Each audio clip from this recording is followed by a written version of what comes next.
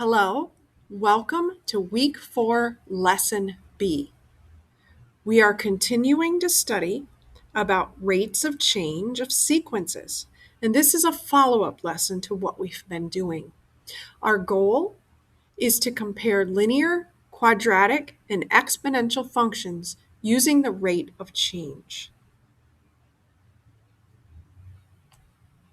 My agenda today, you are going to do your warm-up. I am going to have you work on a contemplate then calculate activity where I ask you, what do you notice? And then you'll have a reflection today, relatively short lesson.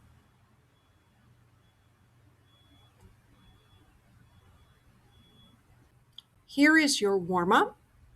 I would like you to take a look at sequence S and sequence T. Today, I would like you to notice what is the same between the two sequences. I would like you to notice what is different between the two sequences. Sequence S, add 2 to each term in the sequence. Sequence T, subtract 4 from each term in the sequence. Notice it goes down into negatives this time, -4. -4 minus 4 is -8.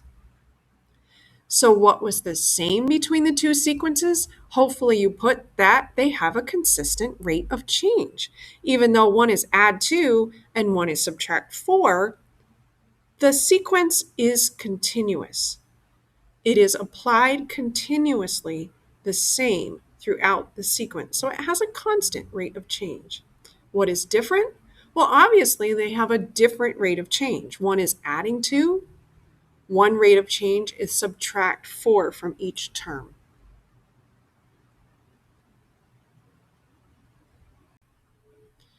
We are going to conduct another contemplate then calculate activity. What will you be doing? Practice looking for a calculation shortcut using what you know about the way numbers and operations work. Why? To think like mathematicians, to find calculation shortcuts using mathematical structure. In a second, I am going to show you a picture and I'm going to ask you what you notice. I am then going to have you find a calculation shortcut. I want you to share your strategy and then reflect on your learning. Ask yourself, what might be mathematically important? What do you notice?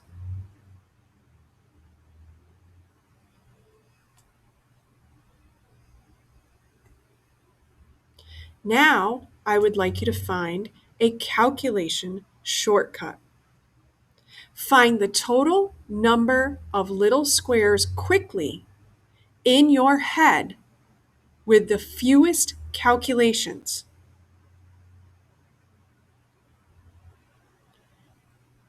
Why does your strategy work?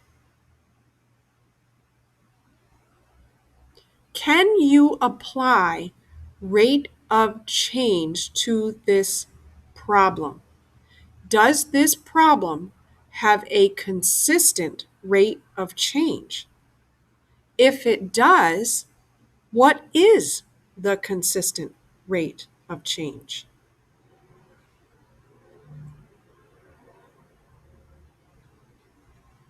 This is your final question for this lesson.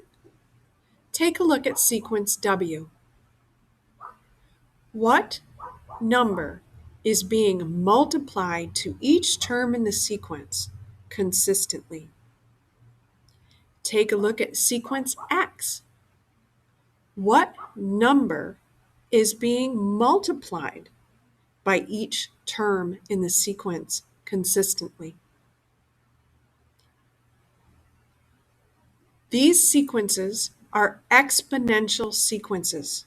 In sequence W, each term is being multiplied by 2. 2 times 2 is 4, 4 times 2 is 8, 8 times 2 is 16. Sequence X is also exponential because you are multiplying by 3 each time. 3 times 3 is 9. 9 times 3 is 27. So even though the change in between the terms is inconsistent, the rate of change is being consistently applied to each term.